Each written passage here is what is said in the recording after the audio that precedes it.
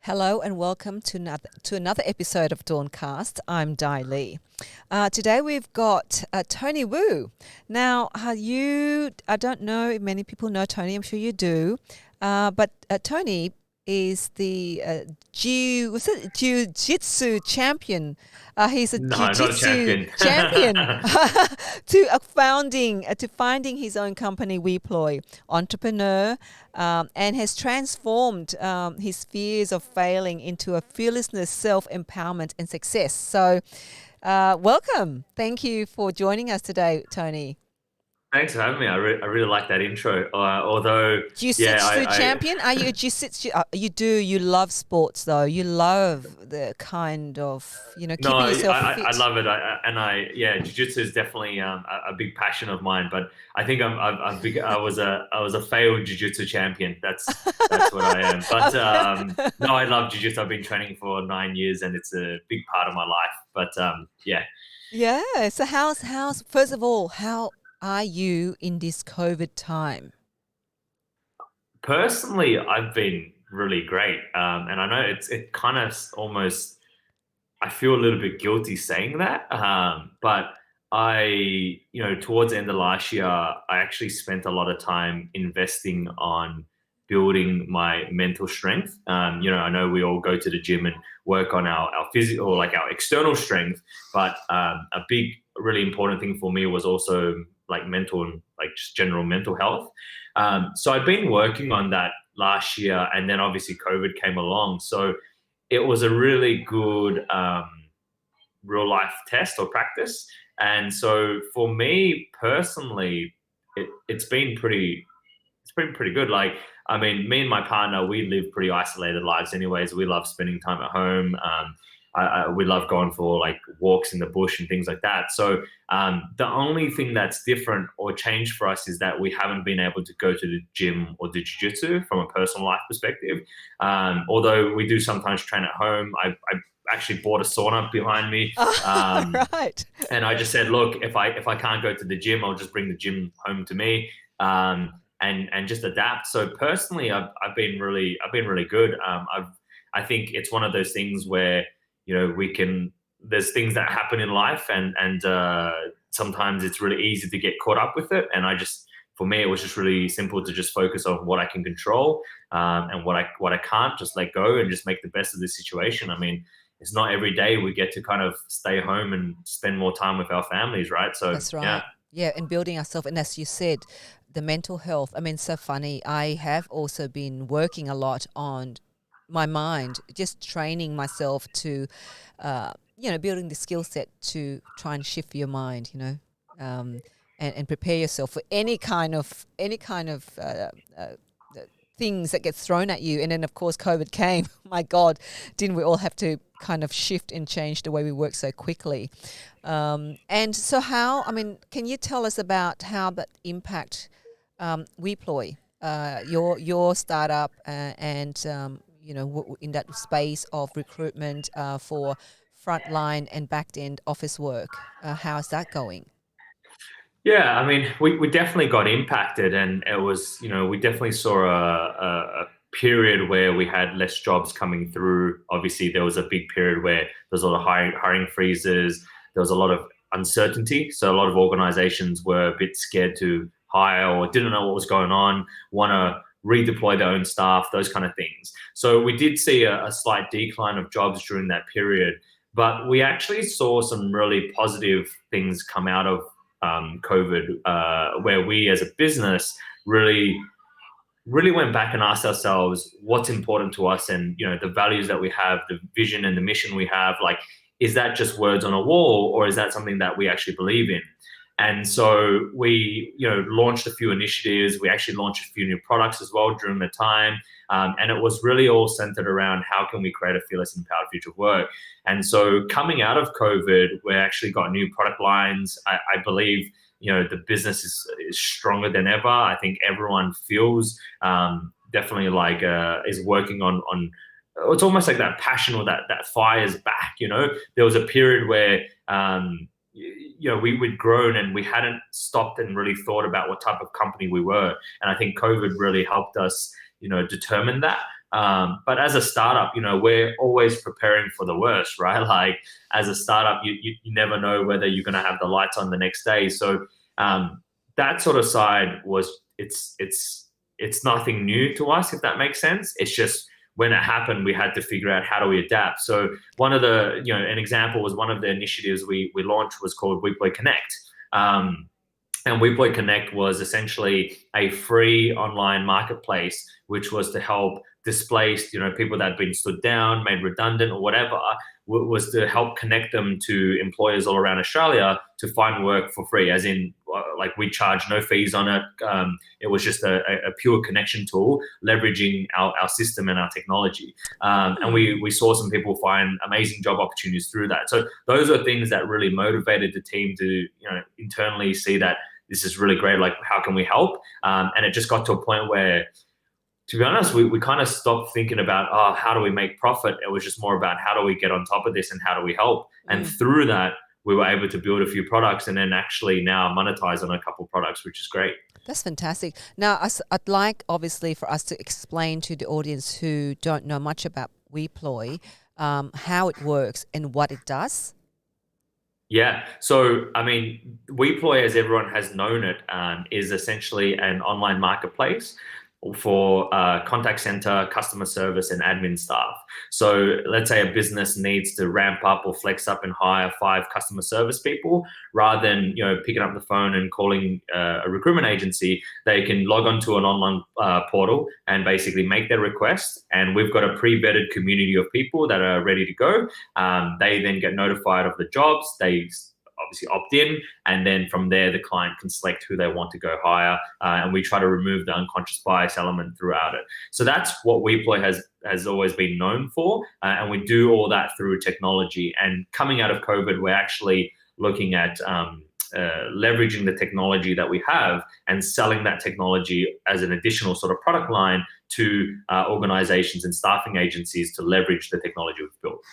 Yeah, so I mean, there are platforms such as 360 Experts. I don't know if people who Expert 360, Expert 360. So it has a similar thing, like whereby you as a job seeker signed and upload your CV, and then the other side, such as your side, will then cull the CVs, cull the experience, and you kind of the middleman, but not an actual middleman. You're just a technology piece to then have a talent pool that's ready to be deployed. Is that the idea, the concept behind Weploy app? Absolutely. I mean, the whole idea behind it was we really wanted to drive more efficiencies within recruitment so we could help more people find work. There's nothing wrong with the traditional recruitment industry. We just thought with technology we can do it faster. Wrong. There's so much wrong with it, I can tell you. There's areas of opportunity, right? And that's the whole thing about leveraging technology is, when I was working in recruitment, I could fill, for example, 30 jobs a month. Whereas the idea behind it is, can we, using technology, rather than helping 30 people find work, how can we help 1,000 people find work in any given second anywhere around the world? And that's what we kind of really focus on. How do we scale the operation? Because, otherwise, there's just not enough people. You're not able to help enough people find work. Yeah, but then on the other side of looking for work or recruiting for work is, there was this discussion on LinkedIn a few weeks ago, in which I took part, and my God, that when I reshared that post, I had this huge kind of reach, over 177,000 views. Wow. Around recruitment, in the sense that, an organization will post a job, but I understand they call it a ghost job, like a ghost posting, whereby it's a job, but in actual fact, there is no job behind that. It's just a thing that people do, organizations do. What is a challenge then for organizations like Weploy, who are the recruiter and who say, look, we've got all this talent pool here. How do you then match them to a job that doesn't really exist, even though the job has been advertised? So how do you deal with that? Yeah, and what you're saying is it's a real thing, and unfortunately does happen. obviously not every agency does that. Like there are great practices and then there are poor practices, right? For us, I mean, the way we work is we don't so like when a client needs a person, they go straight to our portal. So it never needs to go to a job board. So there is every job that a client puts through on our portal is a live job. It's a real job. So we don't face that challenge. I guess a lot of organizations or staffing firms do that because they want to try to find the talent always, and I guess like for them it's easy to do that to get candidates in. But you're right, it's not a great candidate experience because the candidate thinks they're applying for all these roles. Exactly. And that's where and that's where it goes back to when we looked at it. We said, how can we leverage technology to streamline it so that although technically yes we're a middleman, we essentially connect two parties or two connections together, but we try to remove as much of the friction involved as possible. So, if one of our clients uses it, let's say, one of the great businesses that use it is, let's say, Hotdog, right? Hotdog wants to ping a job, or Employsure wants to ping a job. That job gets directly sent to the community, and the community sees that it's from Employsure.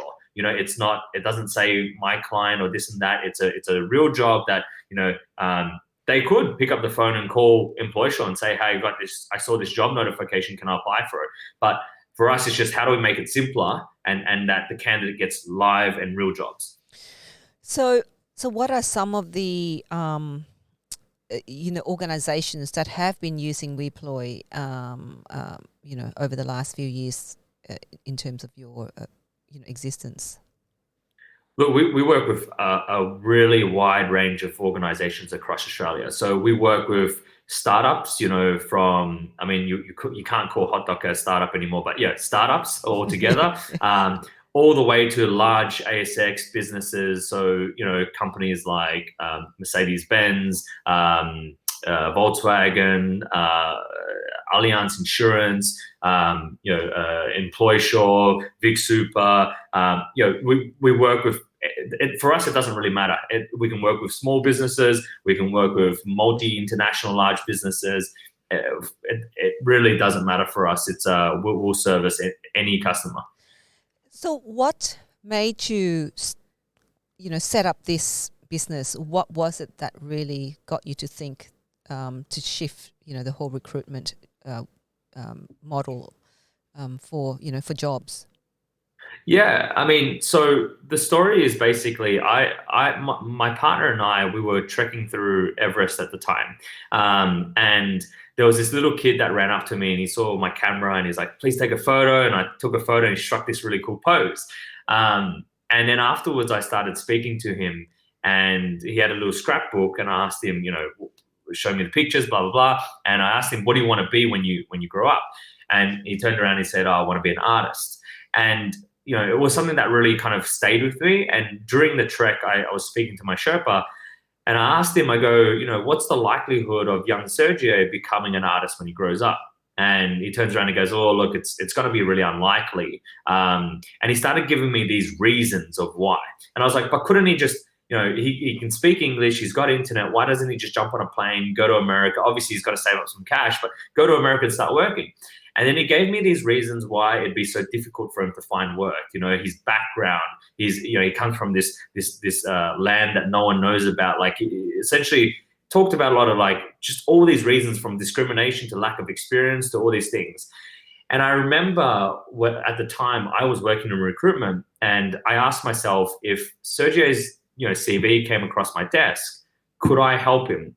And this is where like the reality was I didn't believe that I could. And it was because essentially I had too many things going on and I had not enough, like I only had time to fill 30 jobs. So what normally happens is I try to fill the 30 jobs with the 30, best candidates. And when I say best candidates, it means the candidates that look the best on paper.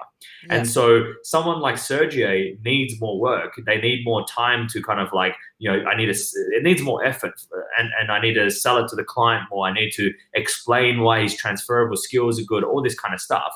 And often because you're just so under the pump, you don't have the time. And that's when I kind of started realizing that if we leverage technology, we could reduce the time it took to kind of communicate and contact and shortlist candidates so that we could spend more time learning more about our candidates and learning more about our clients so that we could build better relationships and help more people.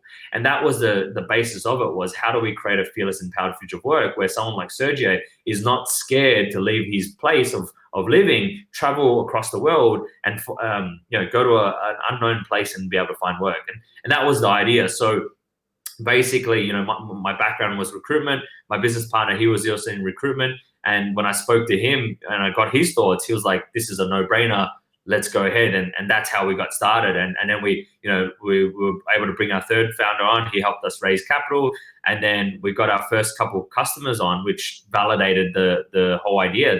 They loved the concept, they understood the values, and they loved the speed. The time it takes for us to fill a job is often under 5 minutes. In actual fact, often it's in seconds. Whereas normally when they're going to the traditional method, it takes a couple of days or sometimes hours. So they loved the speed. The quality was great because we were filling all these people that were normally underrepresented, and yeah, so like it just from there kind of blew up. Tell me about the world of recruitment, because there are lots of recruiters out there, and there are lots of people like yourself who say, look, we're not happy with what we thought we're going to go in there and we're going to find a good job and get match people to the right job, and then they leave to do something different because, and like you, starting a tech startup to solve that problem. But what is the current situation with the recruitment sector, and what's wrong with it, and what could be right with it? What are some of the possibilities that has not been realized within that sector at the moment, the traditional way? Yeah, I think so. It's a really tough industry because you're dealing with people, right? And it's not like if I sell this pen, or the highlighter, it's going to say what it does, right? So there's the I guess the problem with recruitment is that because of the variable nature of it, there's a lot of time that's required to spend on, getting to know your candidates, selling your clients, and running processes. The area that I was specifically in, or an area that I looked at, was transactional temporary recruitment, which is basically you're looking at higher volumes of recruitment. So for example, contact center is a great example where often you're needing to hire 50 people at one go, and you're very time pressed. So let's say you need to fill that in a week's time. So what ends up happening is you're on the phone trying to speak to all these people, and you're trying to get through the 50. And then that's why they call it transactional, because you almost create this transactional relationship because you're just like, who's available, who's available, who's available. And you never have the time to actually spend investing on speaking to the candidate. So what I honestly believe in the recruitment industry is that, and don't get me wrong, there's some great recruitment agencies and there's some terrible recruitment agencies, right? And I think it's unfair to say that the whole industry's screwed because of a couple bad players. But what I definitely think is there needs to be more technology enablement within recruitment. So technology is not the solution, but by leveraging technology, then the agencies are able to reduce the time of admin. Right. And if they can reduce the time of admin, then all of a sudden their consultants can spend more time on actually learning more about the candidates, learning more about the clients. Often you'd call it, you'd go into places and you'd be called a consultant, but often reality is you're a sales rep. It's like why in Weploy we don't dance around it. If you're in the sales team, your job is to sell Weploy. Whereas if you're there to consult, then you should be able to consult. But often because of the KPIs and because of the lack of time and the high pressure, you basically lose the human touch with the candidates and the clients. And that there is fundamentally, I think, if you're not providing your candidates a great experience or your clients a good experience, then it becomes, that's where the horror story come out. And you mentioned that with Weploy app, you were able to shift in terms of the bias, the unconscious bias in that. How did you do that? Yeah, so like we do a few things. So for example, one of the really simple things we did at Weploy was we removed the photo on the profile and we removed their name. So let's say if you're a client and you requested a short list of people, we would send you 3 people and it would show you their background, as in their skills, their job experience, all that kind of stuff. But it would have nothing. It wouldn't tell you. You wouldn't be able to know whether it was a male or female. You wouldn't know what religion this person was. You wouldn't know, like, you could not basically put any visual biases on them, right? It was just looking at data, comparing to data. So that was one point. You'd just see this person has this experience, this person has this experience. Which one fits better for my organization? That's like one example. The other example is we go through 6 stages of vetting process. So normally what happens is, often happens in a recruitment agency is you might get a CV, you bring them in, you do a face-to-face interview, and then you go, is this person relevant or not? But as humans, we often hire people that we like, right? Yeah. So it's very easy for us to go, I like this person, I get along with this person, I'm going to put them forward. Whereas the way we looked at it was, let's put them through a set of online assessments first. Through the online assessments, we would look at their data, and based on their data, we would determine whether they hit a certain standard. So, for example, data entry is a really important thing. Accuracy of data entry is very important. So if they don't score a certain score, they don't move to the next round, right? So they'd have to pass a certain data points. We have a cognitive skills ability as well. So we look at their things around how fast can they react, how well do they work within a team environment. Based on all that, we then decide whether we want to move them forward. The last 2 rounds is a really quick face-to-face or a phone screen. Right now, because of COVID, we're doing video. And that's really just to determine phone manner. A lot of our roles are customer service, and some of them are client-facing, so like reception or whatever. So we need to make sure that the person's either presentable if they're going for a reception role, or if it's a call center or a customer service role, is that they don't pick up the phone and go, what? They pick up the phone and respond well. They can communicate. You can clearly understand them. We don't care about accents. It's just whether, can I have a conversation with you? If I can't have a conversation with you, then you're not going to be able to help me with my customer service needs, right? And so those are the kind of things we look at. And so do you have a lot of people interested, like individuals wanting to be employed in that sector, going on to Weploy app and registering and going through that 6 steps process? Like they actually go through the 6 steps process to be on your database? Is that the idea? Absolutely. I mean, one of the beauties is because we've been able to help so many people find work, we get a lot of word of mouth recommendations. So that obviously gives a lot of proof point. There are also people who are just obviously looking for work and they want to go through the process.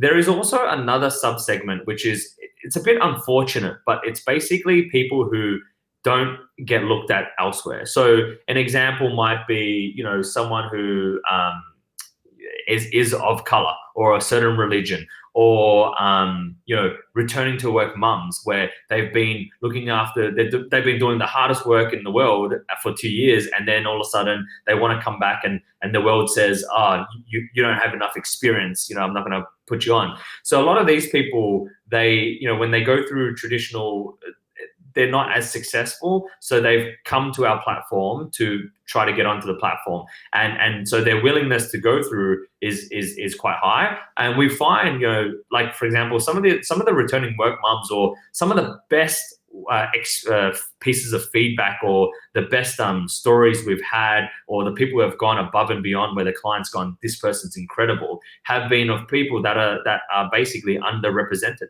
or underutilized. They're the people that, I've literally had clients turn around and say, if I saw this person's CV, I would never interview this person. Right. Now, that particular person is working at one of the largest tech companies in the world right now. I've had a person who's literally been a head of talent and worked at some of the largest companies around the world and always leveraged temps. And she hired a person, she was Muslim, who wore a headscarf, which shouldn't matter, but it was so hard for that person to find work. And when she worked for this person, this client turned around and said, look, I've hired temps all my life, and she's literally the best temp I've ever had. Wow. The crazy thing about it is this person had no industry knowledge, which normally is the mandate, right? Wow. So there's all these kind of things that come up, and that's where we're trying to give these opportunities to people that normally find it a bit difficult. So how is the whole sector industry now being, as you mentioned earlier, it's been impacted by COVID? What's your what's the and you've got a few products happening there. So are you kind of confident or comforted by the fact that there are other now products coming out of Weploy app that continues on with you set out to do, which is connecting people and matching people up for the right job? And yeah, absolutely. I mean, look, we built at the core of it, Weploy is a technology company. We built essentially a recruitment arm because we wanted to test the technology.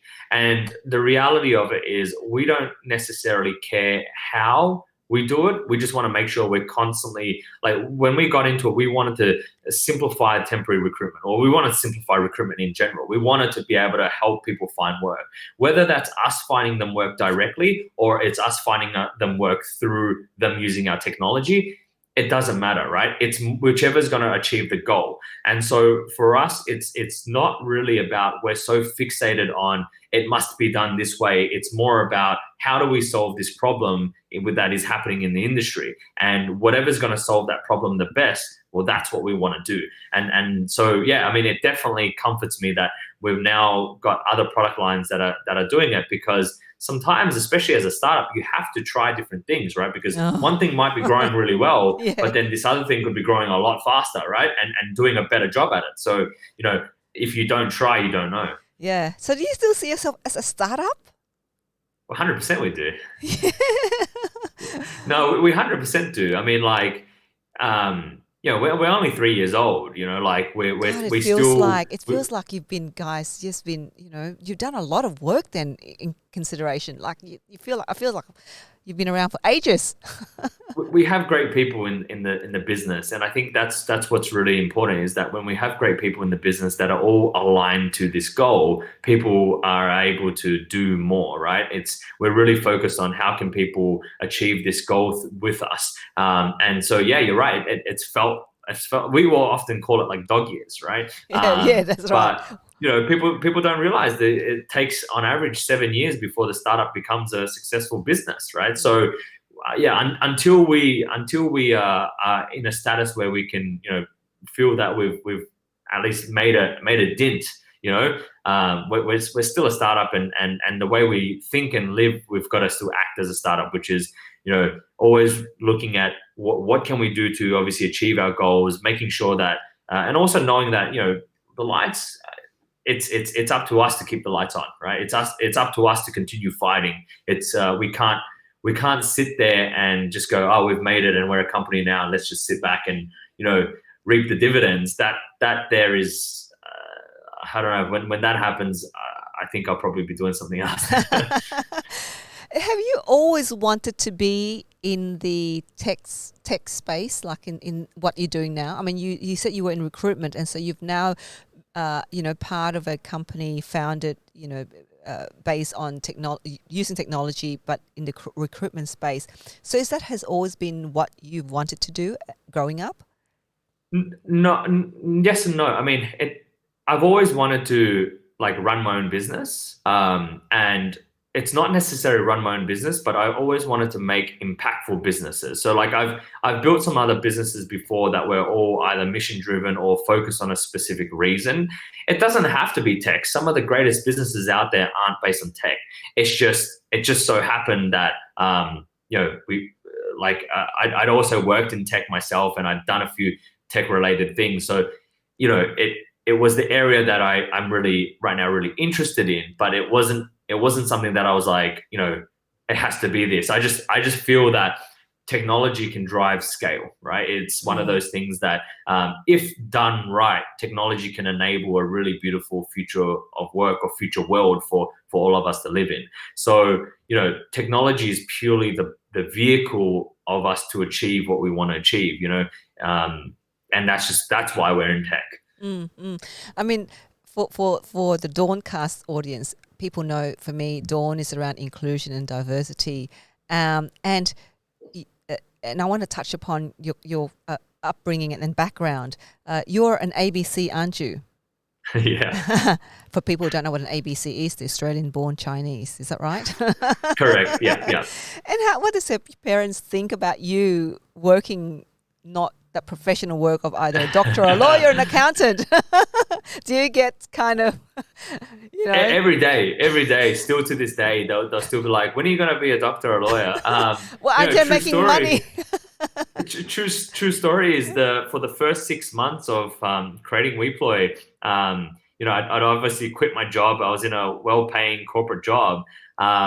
And for the first 6 months, I kept telling them that I was still working at this organization. So, there were times where I would finish my job at Weploy, and I had, for example, dinner with them in the city or whatever it is. I would have to quickly go home and I'd put my suit back on and then meet them there. And I'd be like, yeah, it was a busy day at work, blah, blah, blah, blah. Oh, really? So, yeah, it's hard, having, and I get it. Like they come from a different world, I think even to this day, they probably still don't understand or quite get it. They're still like, well, why are you doing this? Like what? Yeah. Yeah. It's, you're not it's one of those things, right? So when did you kind of come clean with them that you actually when you stopped wearing the suit? Yeah, it was probably about 6 months in, and I think we'd landed our second round of investment. So by then we'd had it raised about $4 million or something like that, and that's when I was like, okay, this is somewhat legitimate now. So and we had our office. That's right. Before then, we didn't have an office. We were working out of like a bathroom shop. And, when we had our office that was like decked out with the full decor and stuff like that, I was like, all right, I put him in the car and I said, hey, we're just going to do a quick detour, and then stopped and then brought him in. I was like, all right, this is what I've been working on, blah, blah, blah. And then at least they could see that it was an office. There was actual things in the office. There was computers, like it was legit. So yeah. And there are people working for you. Was that at least they're thinking that, oh my God, at least there's somebody working for my son? Was that the intention? That's it, because I've ran businesses before where it's like either just myself or that kind of thing. And so, I was like, they're going to think that this is just like a home garage business again, whereas when they came in, they saw that there was like, 20 computers, and I'm like, yeah, they're all Weploy staff, blah, blah, blah, blah. And they're like, oh, okay, this is a real business, So I think that softened the blow a little bit, but still to this day, they're like, all right, it's cool that you've done this, but when are you going to go be a lawyer again? Oh God, they're still expecting you to be a lawyer. A lawyer, a doctor, or I think these days they're probably like, look, we can't, we can't keep pushing him because we know he's not going to do it. But if they had the choice right now, I reckon they'd still be like, if I said to them, hey, I'm thinking of quitting my job and going to med school or something like that, they'd be like, yeah, for sure. Yeah, that's right, absolutely. And so what, obviously startup, and with all of these things that you've achieved in the last few years, obviously it's a lot of pressure, wouldn't you say? I mean, it's a lot of kind of balancing and managing, ensuring that you have the finance to pay people because you've got, people, but then also having that whole cultural expectation from making sure that you're not, I have no doubt you're thinking unconsciously not to disappoint your parents, right? There's all of that thing happening in your head, I have no doubt.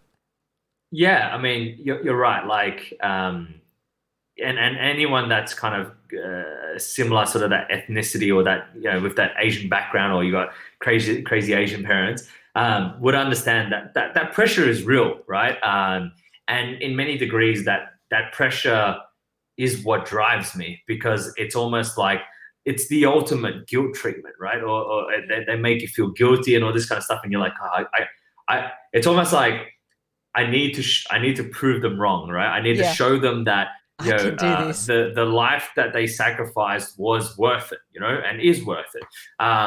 And so absolutely, there's a lot of pressure, and I think that's why for me, like last year, I made a conscious decision to start really focusing on mental health, because it's something that I think, and I really believe in this, and I don't think it gets talked about enough, especially in Asian cultures where there's a real stigma around it, is Absolutely. That, if we're not working on our mental health, I mean, when you're running a business or you're working a really high pressure job or this kind of stuff, it's it's very easy for you to just forget it, right? And it's very unhealthy. So, it's very important that we're working on the mental health so that we can, release the pressure or find time for ourselves as well, and not drive ourselves, to the point of to an unhealthy spot.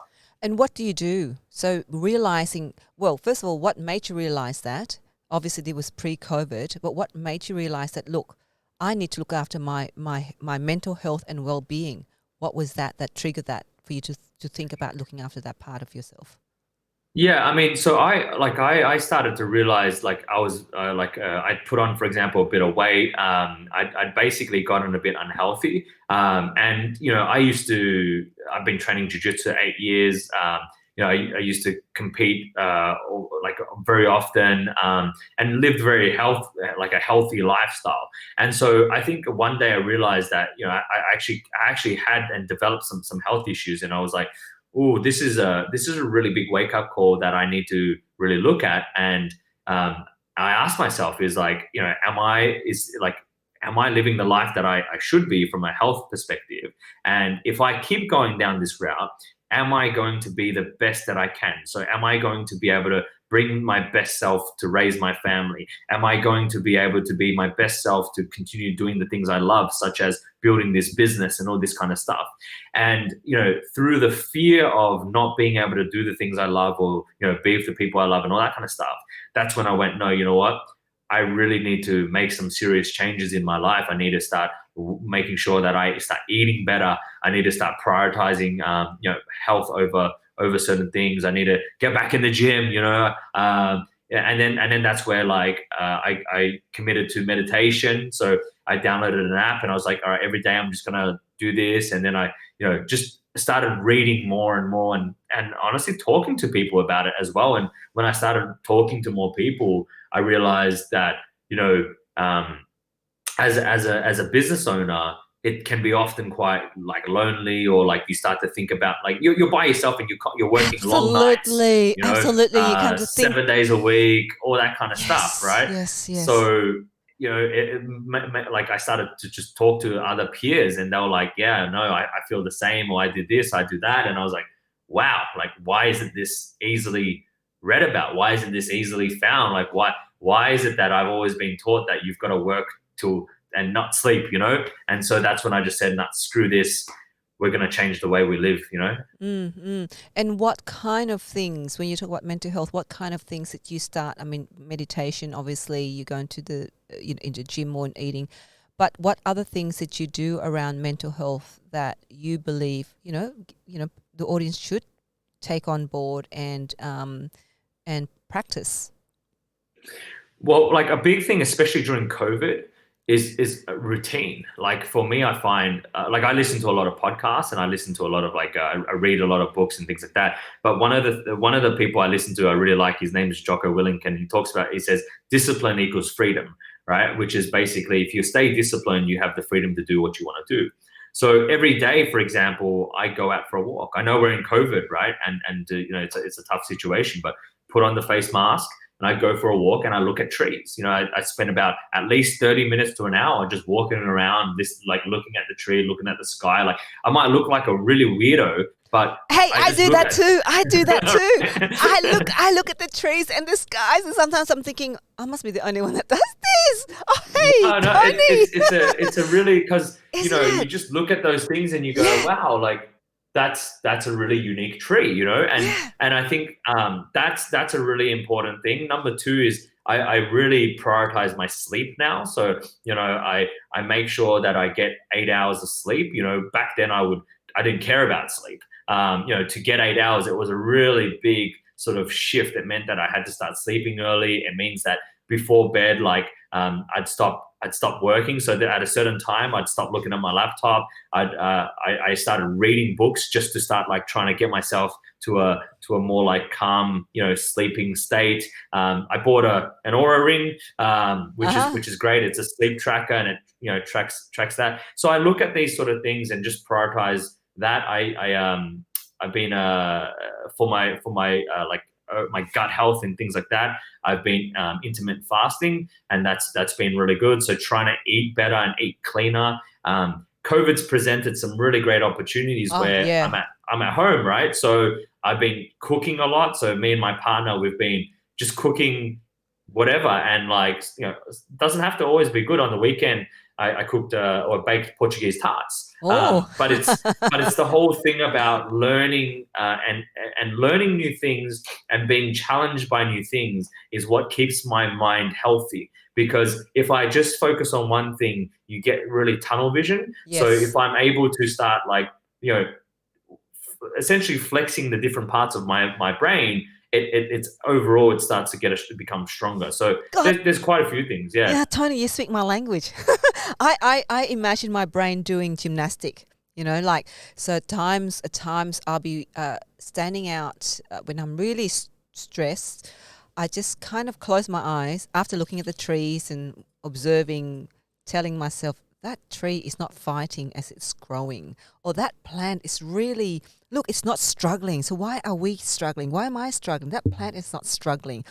And then I will then take I don't know if you do this, but I'll take myself, I close my eyes and I really imagine myself outside of Earth, completely outside of Earth and looking back down at this Earth. And then I can't find myself in there. And I'm thinking, I can't even find human beings there. It's just this planet with just, blue. And you think, and how insignificant then I became. But I think we don't do enough of that. We just, as you said, we're so focused on the things in front of us at this moment and so tunneled. And it really, and one of the things, going back to what you're saying about COVID, there are so many opportunities in COVID. But what I'm hearing at the moment, and I don't know if you tune into the news, and I now switch off. I don't watch too much news and I listen too much radio, about all of this constant daily triggering of stories about death. Like, you would imagine from hearing it that hundreds and thousands of people dying, but that's not the case. Yeah. And I just think, I feel for Victoria. I feel for where you guys are. Yeah, yeah. And what you're saying is it's perspective, right? It's just gaining perspective on things, which is really important. Like, it could always be worse. And I think for me, it's just reminding myself that I'm really lucky. Like, yeah, we're living in Melbourne and we're locked up and all that sort of stuff. Okay, it's terrible. But you know what? Like, imagine if I was living in a different country right now. Imagine what the people went through over, I had cousins in China that wasn't allowed to leave their apartment. I can at least walk my dog around the park, So it's just one of those things where with perspective, it really, really helps. And when you really think about it, it's like, look, yes, we're going through something, but we're all going through it together, right? As a world, we're going through this. And as humans, we need to be tested, right? We need to be tested every now and then. We need to be challenged to understand who we are, what we're made of, and what we can achieve. So this is a situation that's happening, which, I believe is one of those ones where it's like, look, what type of humans do we want to be? Do we want to be the people who scramble at this situation and go, and just lose our minds? Or is it one that we get together and get on top of, and it's odd. Like, I look at our generation where there's people there where, in Melbourne, 6 weeks, stay at home, follow the rules, right? And there's all these people who just can't do that. And, when I told my parents, or, I've got friends where their parents went through, the Vietnam War or this and that, and they're like, hang on one second, you're telling me to just stay at home, watch TV. I've got Netflix. I can get food delivered to me now. And also, if I've lost my job, the government's going to help support all this kind of stuff. That's right. And they're literally like, what's the catch? Like, Yes.